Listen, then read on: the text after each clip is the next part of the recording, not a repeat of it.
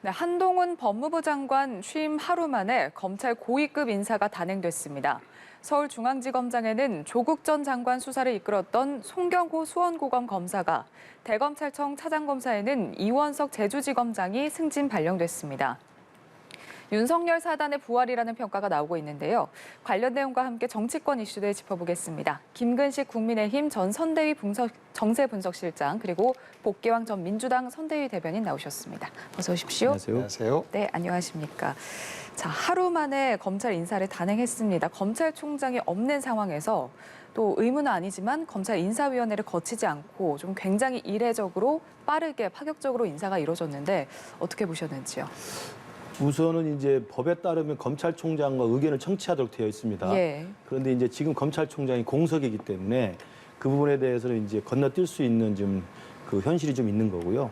말씀하신 인사위원회 같은 경우는 이제 그게 의무 조항은 아닌데 예. 지금 신속하게 아마 이 발표를 하다 보니까 인사위원회를 개최를 안 한 것 같은데요.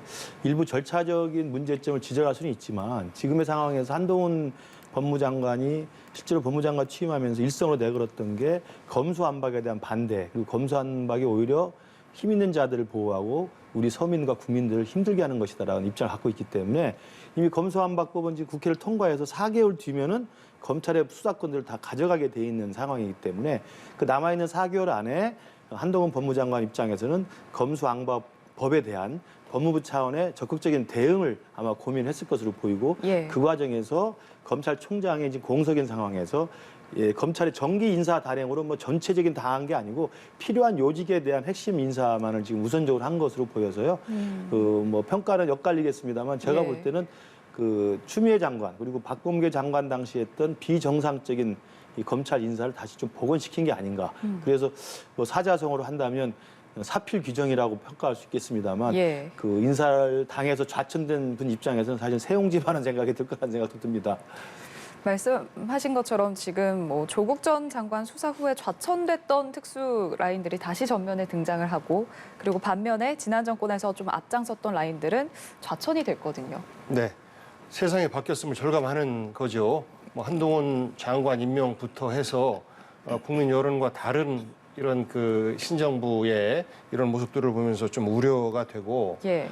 특히 대통령이 검찰 출신이기 때문에 검찰 공화국에 대한 우려와 또 비판도 뭐 했지 않습니까? 근데 그런 우려가 현실화되고 있는 것들을 확인을 하고 있는 것 같습니다. 예.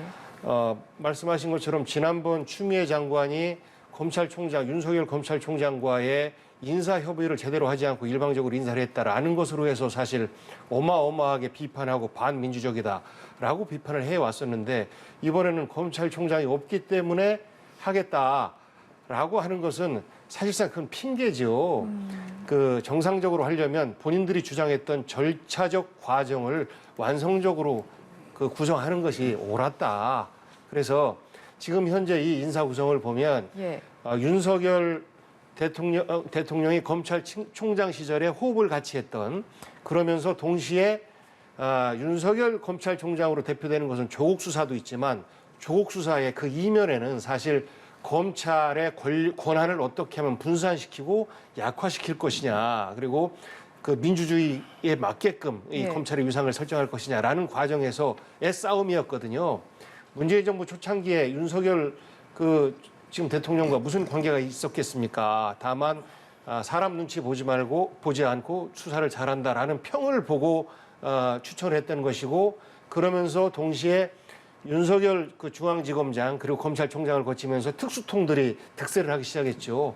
그리고 과거에 공안 출신들 검사가 이제는 이제 뒤편으로 물러나고, 예. 그래서 사실 지금 기용된 인사들은 탄압받았던 인사들이 아니라 지난번 문재인 정부에서도 사실 빛을 보고 승승장구하다가 그 본격적으로 조국 수사의 시점에서 검찰 개혁을 하느냐 마느냐의 이 갈림길에서 대립을 하다가 사실상 한직으로 밀려났던 분들인데 다시 또 화려하게 복귀하는 겁니다. 그래서 이분들이 한직에 있었다라고 하는 것은 잠시였던 것이고, 이분들은 한동훈 장관과 더불어서 윤석열 대통령 만들기에 최일선에서 함께 싸워온 사람들이다. 공로가 1등 공신들이다. 예. 라고 대통령은 생각하고 있는 것 같아요. 그래서 본인 사단들을 검찰에 앉힌 것, 세상이 변해서 어쩔 수 없는 흐름이다라고 하지만 스스로가 절차적 정당성에 대해서 비판을 했었었고 그리고 특정 인맥만 우대한다라는 비판을 했었었고 이런 것들에 대해서 본인들에게 부메랑으로 돌아오지 않도록 저는 해야 되는데 이번 인사를 보면 사실 너무나 지나치게 그 윤석열 대통령과 가까운 인사들 중심으로 했었다. 그리고 절차적 과정에 대한 미흡함도 우려가 된다. 그러면서 한동훈 장관이 그랬지 않습니까? 정권으로부터 집단 린치를 당했다라는 표현을 했었는데 미투 관련해서 폭로했던 서지현 검사 사실 검찰 조직으로부터 집단 린치를 당했던 것이고 이문정 검사 네, 잠시만요. 조직으로부터의 집단 네, 린치를 받았던 겁니다. 예, 국회 지금 정보위원회가 오늘 오전에 전체 회의를 열고요. 회의 결과 발표하고 있습니다. 현장 함께 보시겠습니다. 진단 설비가 별로 없어가지고 이제 유혈자, 발혈자 이렇게 수치를 내잖아요. 근데 이제 오늘 좀 새롭게 확인한 거는 북한이 4월 말부터 이제 코로나가 많이 확산되기 시작했는데 그 전에 그 수인성 전염병이 상당히 확산돼 있었다. 백일의 홍역 같은 물을 통해서 옮기는 장티푸스. 네, 장티푸스 그런 종류의 그 이유는 이제 국가를 전체적으로 봉쇄를 했잖아요. 그리고 자꾸 소독을 한다고 했고 그래서 의약품이나 의학시설 같은 게 굉장히 좀 이제 소진돼 있어서 이제 다른 전염병, 코로나 이전에 수인성 전염병이 이미 많이 퍼져 있었고 그리고 4월 말경부터 특히 열병식 하면서 이제 코로나까지도 퍼진 거다. 그래서 북한이 발표하는 그 발열자 통계치 이거 안에는 상당수의 코로나 아닌 발열, 수인성 전염병 숫자가 포함되어 있다고 봐야 된다. 몇 프로가 코로나이고 몇 프로가 아닌지는 정확히 알 수 없지만 그리고 그 코로나 진단 설비는 부족하지만 절대 부족하지만 그 열 체크하는 거, 온도 재는 온도계지. 예. 온도계는 충분히 있는 것 같다. 그리고 이제 중국이랑 기차 왕래가 됐었기 때문에 이미 그 기차를 통해서 많이 반입이 됐던 것 같고 그리고 발열자는 발표된 수치의 사람들을 100% 다 격리하는 건 아니지만 상당수를 별도 시설, 뭐 학교라든지 이런데 격리를 하고 그리고 이제 온도가 떨어지면 그 풀어주고 하는 식으로 관리를 하고 있고 또 북한이 이례적으로 매일매일 이 발열자 숫자를 발표하는 것은 너무 퍼져 있는 상태에서 이렇게 발표를 해서 북한이 관리하고 있다라는 걸 보여줘야 이제 북한 민심도 좀 진정이 되고 그래서 외부의 어떤 대외 지원을 호소하기 위해서 발표하는 것이 아니라 오히려 민심 통제 관리를 위해서 수치를 발표하는 것이다 하는 거고요. 그 다음에 그리고 대외에서 지원받는 우선순위는 중국이 1순위고 그 다음에 국제기구 미국, 한국은 제일 마지막일 것이다. 그 다음에 미사일은 뭐 코로나 시국이긴 하지만 발사 징후가 있다. 그리고 핵실험도 뭐 준비는 다 끝났고 타이밍만 보고 있다. 이 정도? 다 하셨는데. 다 했나? 그 판단이긴 한데요. 언제쯤 코로나 이것이 정점이 도달할지 여기에 대해서는 추정이긴 하지만 5월 말에서 6월 초면 정점에 도달하지 않을까 조심스럽게 추정을 하고 있습니다. 그리고 이 광범위하게 퍼진 계기가 물론 4월 25일 날 열병식 이후인데 그 열병식 때 군인뿐만 아니라 전국에서 경축 대표를 이렇게 전부 다 경축 대표들이 평양에 들어왔었는데 그러면서 전국으로 다시 돌아가면서 촉발될 가능성이 현재적으로는 제일 많다고 보여집니다. 그리고 5월 16일 이후에는 어쨌든 신규 발열자가 지금 감소세에 있다 이렇게 주장을 하고 있고요. 그 사망자라든지 그 확진자, 그러니까 코로나 확진자입니다. 코로나 확진자들은 발열자에 비해서 숫자가 너무 적어가지고요. 큰 의미를 둘 상황은 아닌 것 같습니다. 혹시 질문들이 있으면 받겠습니다. 아 그리고 아까 그 북한에 10세 미만 사망자가 네. 유독 많은데 그 이유를 말씀하십시오. 코로나 사망이라고만 보기는 어렵다. 네. 아까 이야기한 수인성 전염병 그 이유가 꽤 클 것으로 봅니다. 뭐 90% 정도를 갖다 기저질환자로 이렇게 기저질환자 내지 그러니까 약물 부작용 이런 걸로 사망한 것으로 이렇게 얘기를 하고 있거든요. 그래서 사망자가 지금 63명밖에 안 됩니다. 발열자는 거의 197만 명이 발생을 했는데 그러니까 통계상 문제도 있지만 이 63명 자체가 코로나로 인한 그런 확진자가 아니거든. 확진자가 이렇게 사망한 건 아닌 거로 보입니다. 왜냐하면 확진자 발표를 5월 14일 날 발표를 했는데 누적이 168명이거든요. 168명밖에 발생을 안 했다 이렇게 얘기를 했는데 그 중에 63명이 예를 들어 사망했다. 이거는 통계성으로 좀 안 맞는 것 같습니다. 그리고 북한이 백신에 대한 북한 입장은 뭐였냐면 그 전까지는 백신 별로 효과가 없다. 맞을 필요가 없다. 이런 입장이었는데 이 입장이 이제 5월 17일부터 공식적으로 바뀌기 시작했거든요. 5월 17일 노동신문이 보도한 건데 백신 접종도 효과가 있다. 코로나를 막는 데 효과가 있다. 이런 보도가 있어서 어쨌든 백신에 대한 북한의 태도가 이 기점부터 바뀌기 시작한 것 같다. 질문 받겠습니다. 그 WHO가 지금 아마 변이가 나올 가능성이 있다. 북한에서는 접종률이 낮기 때문에 라는 우려를 표명하고 있고 전문가가 들어가야 될 것 같다라고 했는데 이에 대해서 네, 국회 정보위원회 전체 회의 결과 브리핑 현장 함께 보고 오셨습니다. 현재 북한의 코로나19 현황에 대한 내용과 그리고 이런 상황에도 북한의 발사 징후가 있다는 등에 대한 내용이었는데요. 네, 정리가 되는 대로 전해드리도록 하고 잠시 현장 연결해서 회의 결과 내용 들어봤습니다. 저희는 다시 정치대담으로 돌아가서요.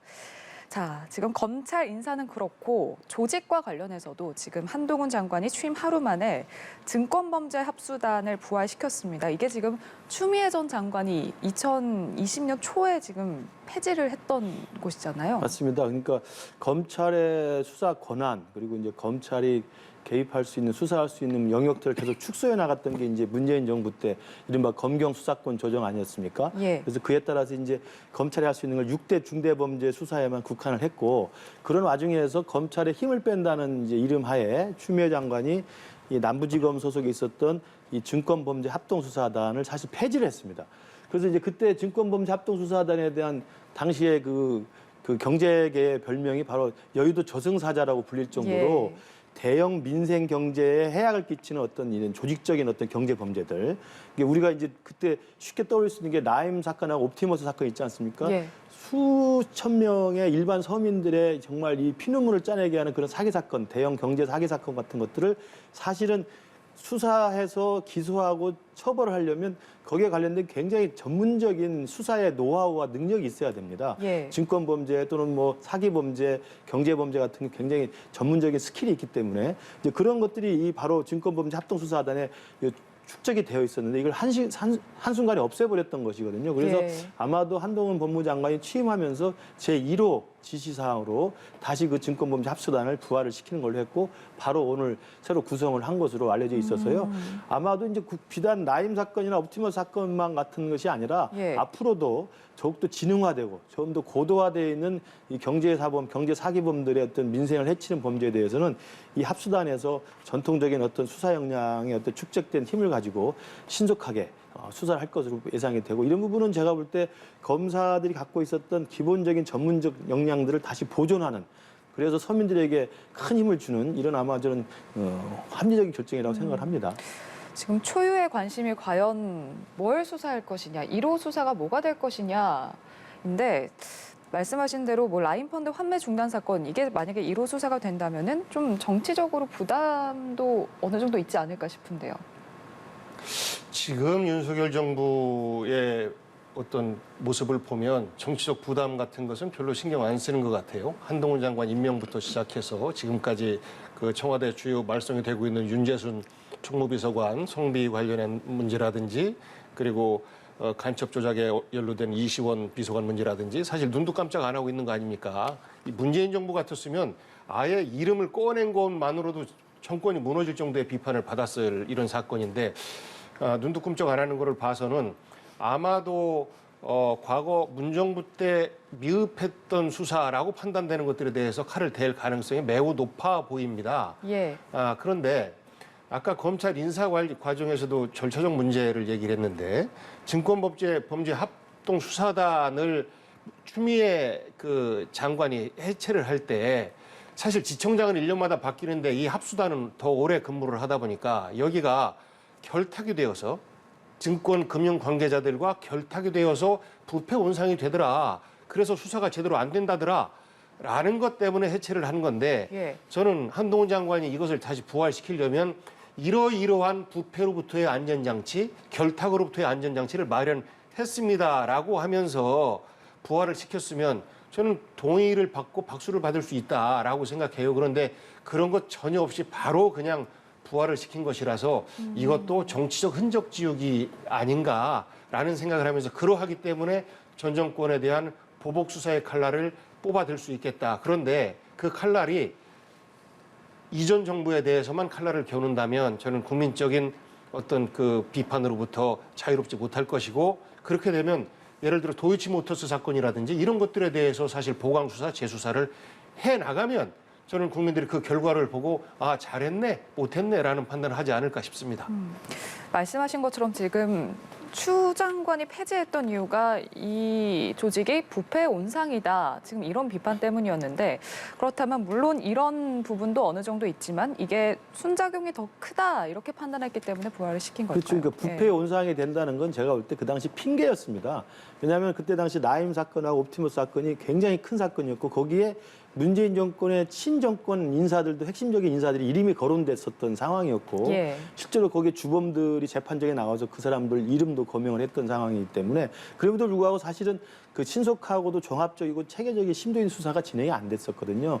바로 이제 그러한 것들을 다 국민들이 알고 있기 때문에 이게 부패 온상이 된다는 것은 어느 조직이나 그 조직이 만들어져서 이게 일정 정도 오랫동안 있으면은 그것을 노리는 이른바 결탁 세력들이 와서 계속 유혹을 하겠죠. 그래서 이제 부패가 될 수 있는 그런 영역들이 조금 있을 수 있을지는 모르지만 제가 생각할 때 특히 국민들이 볼 때는 이 남부지검 산하의 여의도 저승사자로 불리는 이 금융증권범죄 합동수사단은 정말 가장 무서워하는 세력들이 바로 사기꾼들입니다. 특히 대형 경제사범들, 사기꾼들이 제일 무서워하는 거의 저승사자였기 때문에 이것을 부패 우려가 있다고 그래서 저는 해체한 것은 추미애 장관이 제가 볼 때 굉장히 정치적인 그 발표였다고 생각하고요. 그걸 예. 이제 한동훈 법무부 장관은 취임하자마자 다시 이것은 서민 경제 그리고 서민들의 피해를 최소화하기 위한 검찰의 적어도 최소한의 의무다라는 역할이다라는 생각에서 아마 신속하게 저는 부활을 시킨 것 같고요.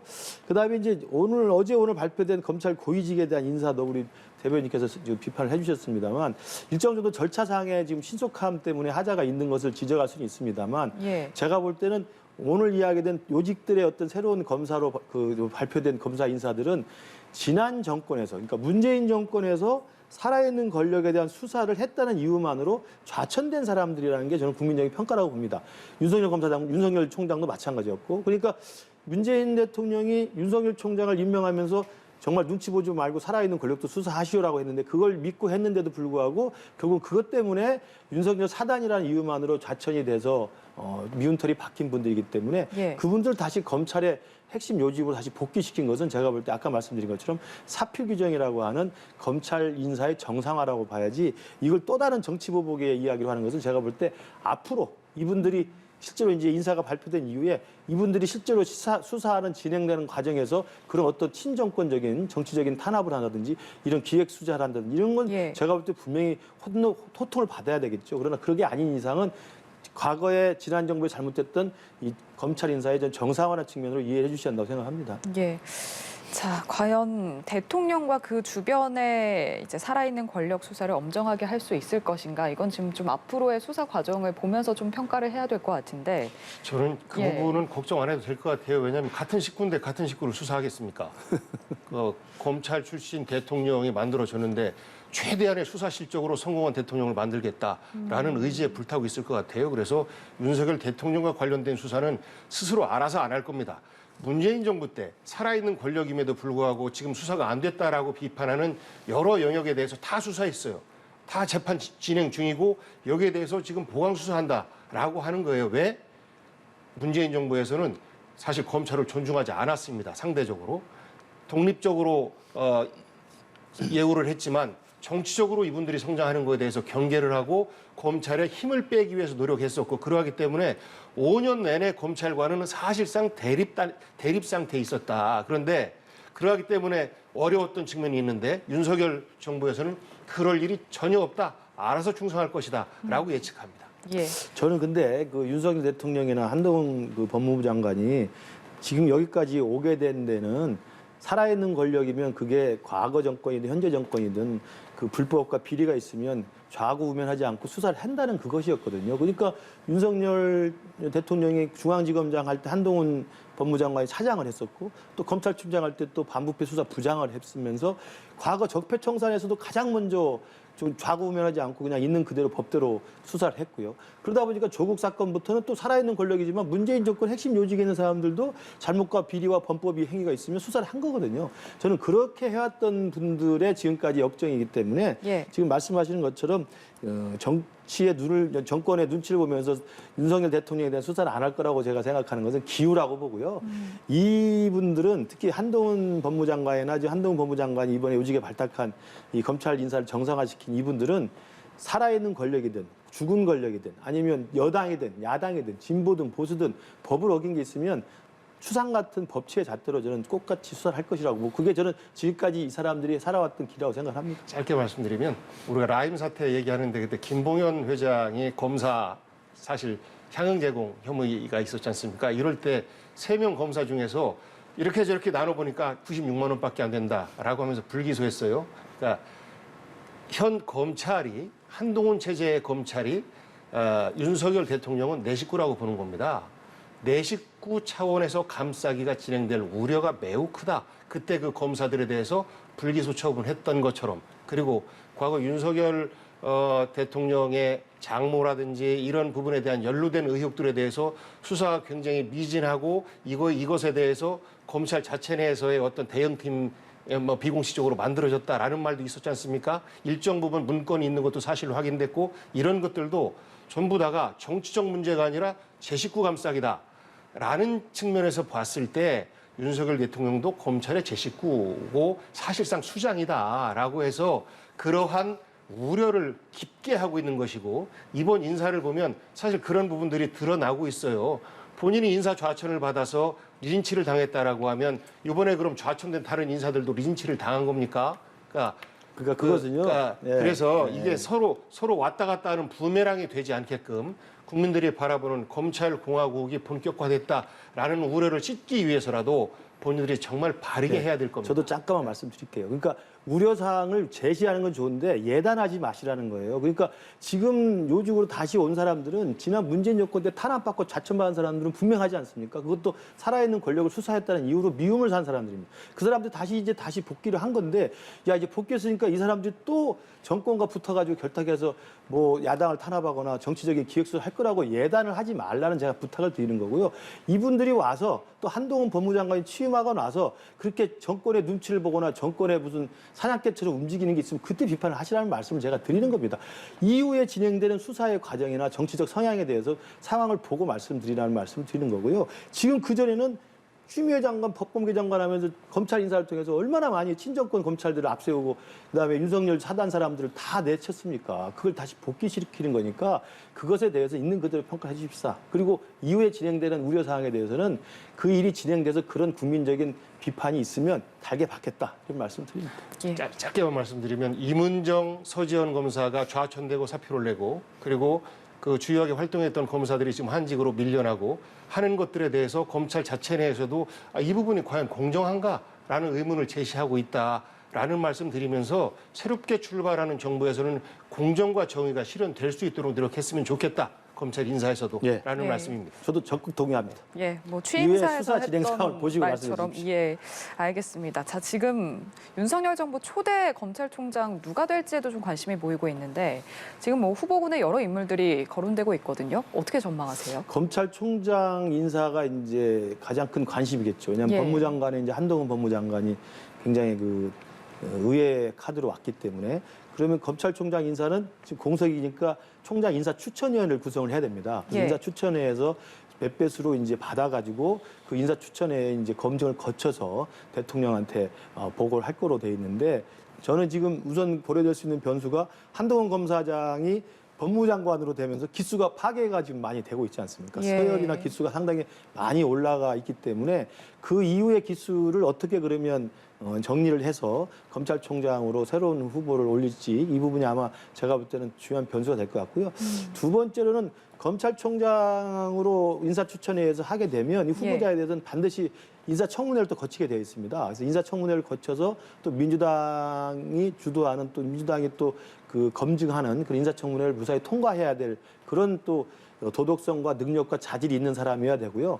세 번째로는 잘 아시는 것처럼 윤석열 총장의 경우가 비등한 사례입니다만 임기가 2년이 보장이 돼 있는 검찰총장입니다. 그래서 검찰총장은 법으로 임기를 보장하고 있기 때문에 윤석열 정부 초기에 검찰총장이 2년 동안 어떻게 이것을 잘 꾸려갈 수 있을지 그리고 지금 진행되고 있는 검경 수사권 조정에 이어서 검수안박에 의해서 이제 검찰의 수사권이 직접 수사권이 완전히 지금 빠져나가게 돼 있는데 이 과정까지를 다 순탄하게 그 소프트 랜딩해서 연착륙할 수 있도록 해야 되는 또 막중한 임무가 이제 신임 검찰총장한테 있을 겁니다. 그래서 기수의 문제, 그다음에 인사청문회의 문제, 그다음에 그 검수안박법 이후에 검찰 조직에 대한 어떤 문제들을 어떻게 잘 처리할 것인지 이런 변수들을 고려해서 아마 좋은 사람들을 고민하지 않을까 생각이 듭니다. 예. 자, 내일 한덕수 국무총리 후보자 인준 표결이 있는데 자, 윤 대통령이 한동훈 장관 임명을 강행하면서 민주당 내에서는 좀 부결론이 커지는 기류가 또 다시 생기고 있거든요. 근데 또 당내에서는 발목 잡기를 또 우려하는 인물들도 계시고요. 어떻게 보세요? 딜레마죠. 발목 잡기 이 프레임에 빠져들면 사실 야당 내내 어렵고 뭐 이번뿐만 아니라 2년 후 총선도 어려워지는 상황이기 때문에 어떻게 이것을 공정한 인사를 위해서 우리가 이렇게 하는 겁니다라고 국민들에게 호소할 수 있는 방법을 찾기 위해서 애쓰고 있는데 사실 협치의 발판을 대통령께서 만들어 줬어야 되는데 한동훈 임명 강행과 관련해서 정말 민주당에서는 모욕을 느낀 것이죠. 그리고 우려하는 국민들도 있는 것이고 그러한 부분이 없었다라고 하면 이번에 대한 검찰 인사에 대해서도 이렇게까지 과거 하나의 부활이다라는 비판까지는 안 나왔을 터인데 사실 모든 것이 일방통행하고 있기 때문에 그렇습니다. 그래서 이렇게 일방통행하는 가운데에서 과연 국회가 그대로 새로운 대통령의 첫 출발이라고 해서 그냥 다 받아만 줘야 되느냐라는 의견이 사실 국회 내에서는 훨씬 더 많고 다수당 민주당뿐만 아니라 정의당과 무소속 의원들 내에서도 그런 정서는 충분히 있다. 다만 지금 현장에서 뛰고 있는 이재명 후보라든지 송영길 후보라든지 이런 분들은 현장에서의 메시지는 중도층의 표를 또 얼마나 가져오느냐가 그 당락에 크게 좌우되기 때문에 중도적 메시지를 보낼 수밖에 없는 것이 현실인데 당에서는 또 의원 원내에서는 만약에 이것을 그냥 통과시켜 줬을 때는 정말로 무기력 야당, 많은 의석수를 줘도 아무것도 할 수 없는 야당으로 낙인을 찍혀서 향후 정치를 하는 데 있어서 굉장히 어려워지기 때문에 섣불리 동의를 해주기는 어려울 것 같다라는 전망을 하고 있습니다. 예.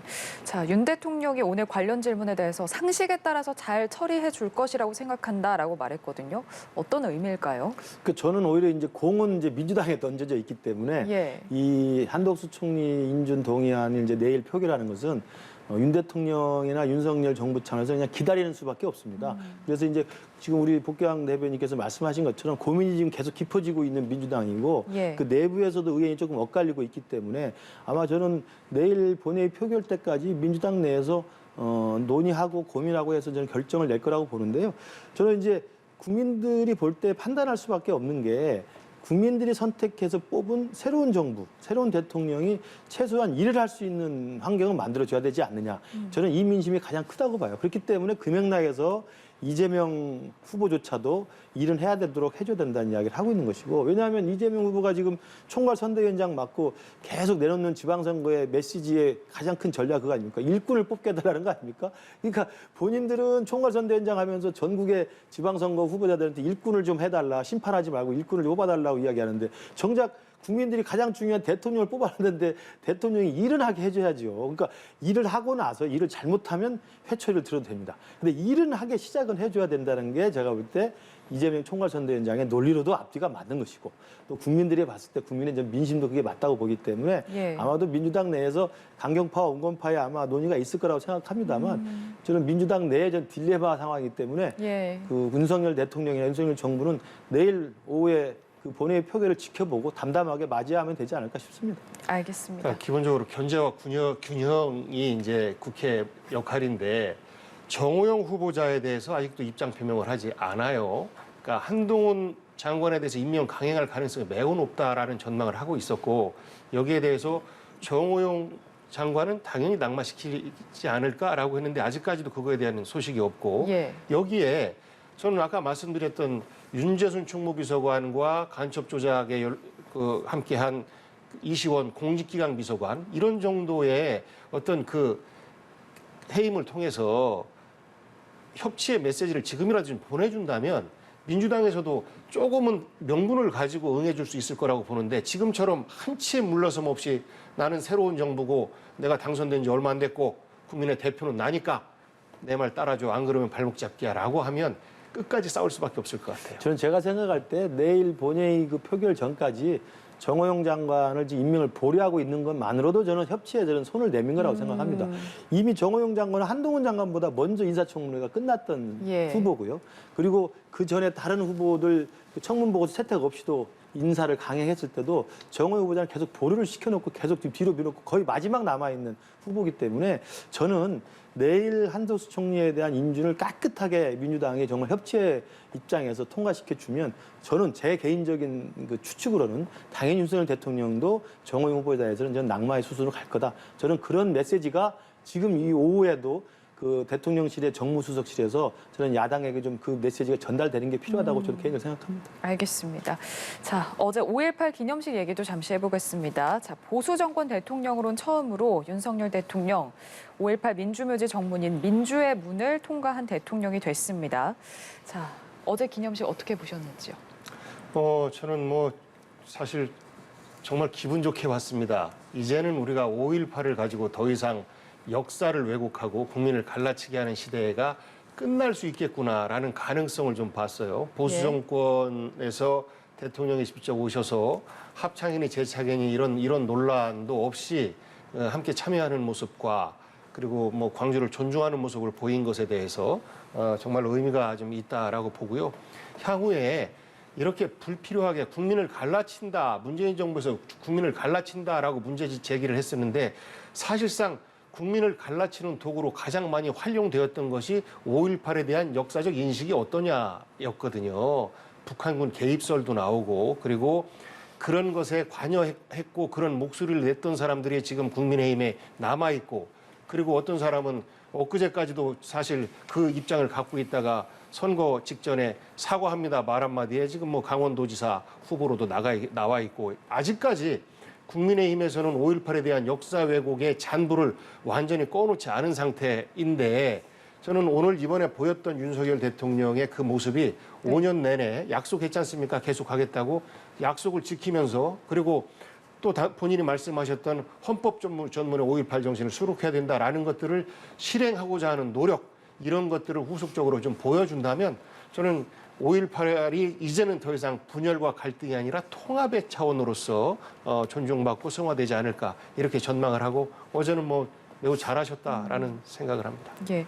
그런데 이제 민주당 지도부에서는 이제 윤 대통령이 기념사에서 5.18 정신을 강조는 했는데 이게 공약이었던 5.18 정신 헌법 전문에 이제 포함하는 내용이 다뤄지지 않았다. 그래서 좀 아쉽다 이런 지금 지적도 나왔거든요. 지금 대변인 말씀대로 아마 어제 5.18 기념식에 대통령 그리고 국무위원 전원 그리고 또 수석들까지 또 국민의힘 국회의원들 대다수가 참석을 해서 예. 정말 여야 또 진보 보수가 또 영원함에 다 화합해서 정말 성대하게 국가 기념식을 치른 것은 굉장히 의미가 있다고 생각을 합니다. 그리고 5.18 정신에 대해서 더 이상 이제는 대한민국 누구도 민주화의 상징이고 민주화의 자랑스러운 역사라는 점에 대해서는 부인할 사람이 없다고 생각하고요.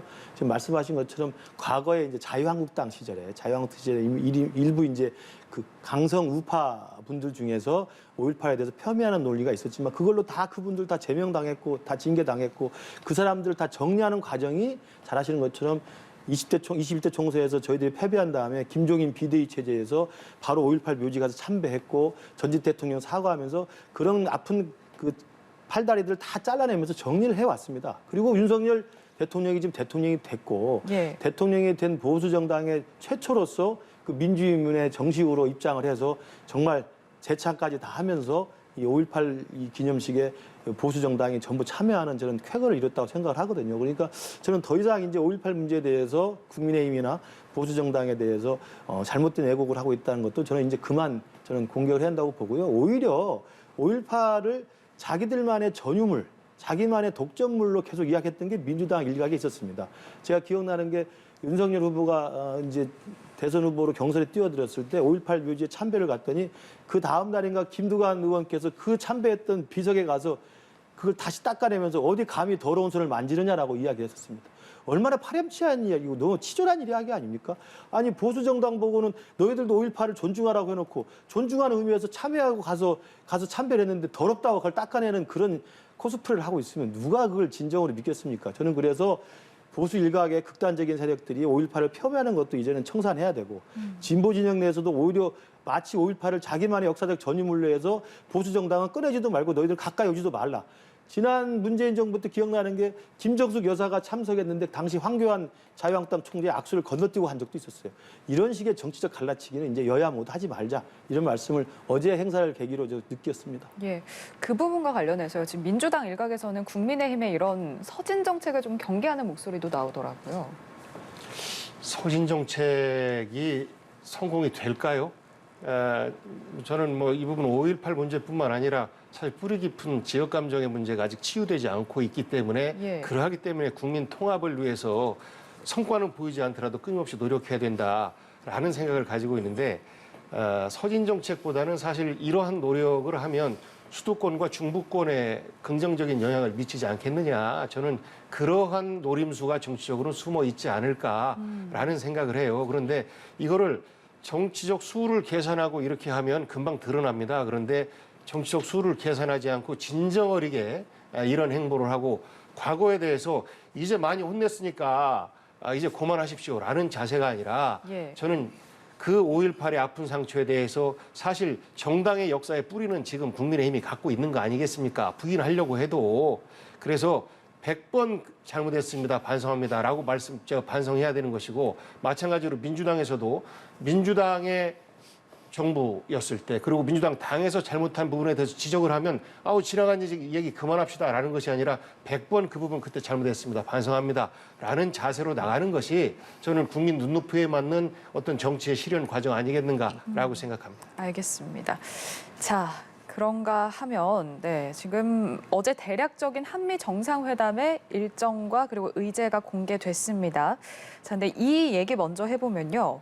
오늘 백악관에서 문재인 전 대통령과 바이든 대통령의 만남이 없을 계획이다. 만남이 없다. 이렇게 밝혔거든요. 근데 앞서 지금 앞서서는 이제 문재인 전 대통령이 바이든 대통령을 만날 거다 이런 얘기가 나왔었는데 지금 이 부분에 대해서는 확실히 선을 그었어요. 근데 윤건영 의원 같은 경우는 바이든 대통령 측에서 연락이 왔다 이렇게 반박을 했거든요. 지금 좀 얘기가 안 맞는 상황인 건데. 글쎄요, 이제 이게 진실 게임 비슷하게 지금 돼버렸는데요. 이제 바이든 대통령이 곧 이제 오니까 방한하고 나서 공식 회담 일정이나 공식 그 행사 일정이 진행될 거고 그 과정에서 아마 이제 실제로 문재인 전 대통령을 만날지 안 만날지는 뭐 두고 보면 알 것 같습니다. 그러나 어찌됐든 바이든 대통령이 방한 오기 전에 지금 백악관 측의 공식 입장은 그런 계획이 없다라고 지금 선을 그은 상태인데 이 바이든 대통령이 퇴임한 문재인 대통령을 만날 것이라는 이야기를 사실 민주당 측에서 지금 지난번부터 계속 이야기를 했던 거거든요. 그리고 심지어 이제 지금 평통 수석 부의장하고 있는 정세현 전 통일부 장관 같은 경우는 바로 바이든 대통령이 바로 퇴임한 문 대통령을 만나는 이유가 특사로 보내려고 생각하고 만난다. 이렇게 지금 몇 마디가 더 나가고 있는 겁니다. 그래서 저는 이런 부분은 제가 잘 구체적인 팩트를 모르겠고요. 어찌됐든 간에 어디가 진실된 이야기를 하고 있는 것인지, 그러니까 백악관에서 이걸 알면서도 부인하고 있는 것인지, 아니면 윤건영 의원이나 이 문재인 전 대통령 측에서 이 부분을 사실이 아닌데도 불구하고 정치적으로 좀 활용하려고 했던 것인지 저는 뭐 곧 바이든 대통령이 오면 결론이 날 것으로 보입니다. 그러나 이제 중요한 것은 바이든 대통령이 오면은 지금 새로 출범한 윤석열 대통령과의 이제 최초의 정상회담이기 때문에 예. 한미 정상회담에서 지금 한반도 정세가 간단치 않게 흐르고 있어서 이 부분에 대해서 아마 한미 간에 확실하게 의견 조율을 해서 공조를 할 수 있도록 서로 간의 의지를 확인하는 그런 자리가 되어야 될 것으로 보입니다. 알겠습니다. 여기까지 듣도록 하겠습니다. 김근식 국민의힘 전 선대위 정세분석실장, 복귀한 전 민주당 선대위 대변인과 함께했습니다. 고맙습니다.